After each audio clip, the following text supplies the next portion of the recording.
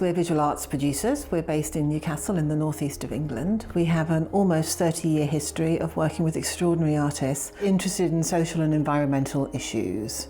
We've always been interested in the space between intercultural dialogue, diversity and internationalism. This city is inherently international in its everyday, the community that lives here, the people who live here.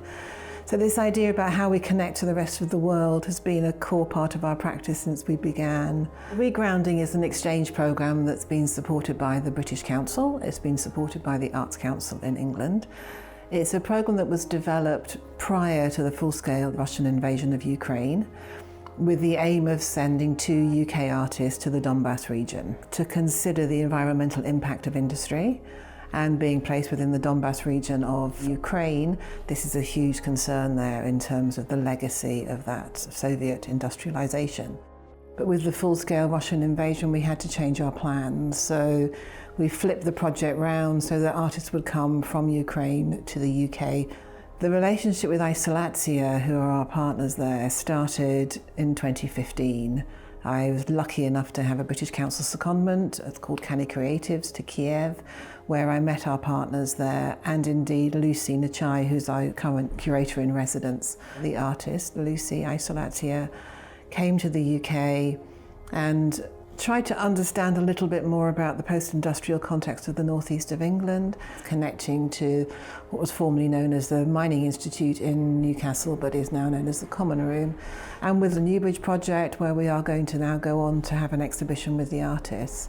And some of the solutions that have come forward in terms of urban community gardens, in terms of nature park spaces. So how do we deal with that industrial legacy here in the northeast, and how do we talk about it?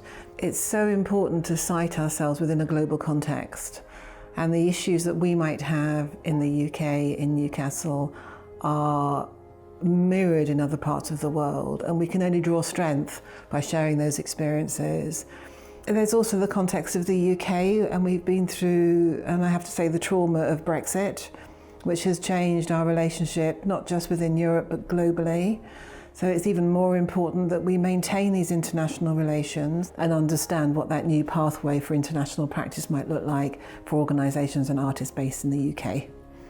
In addition to the importance of working with artists who are in exile, in addition to the importance of highlighting the situation for artists from Ukraine, the Regrounding Project forms part of a necessary move towards a just transition, to think environmentally about what our solutions might be, what our responsibilities are, but to think about it in an equitable way. So the extraordinary thing that artists can do is to take those ideas or those issues or those responses and offer us an alternative way of looking at them. So Regrounding for us forms part of this program of work going forward, where we are considering these issues around not just social justice, but also environmental justice.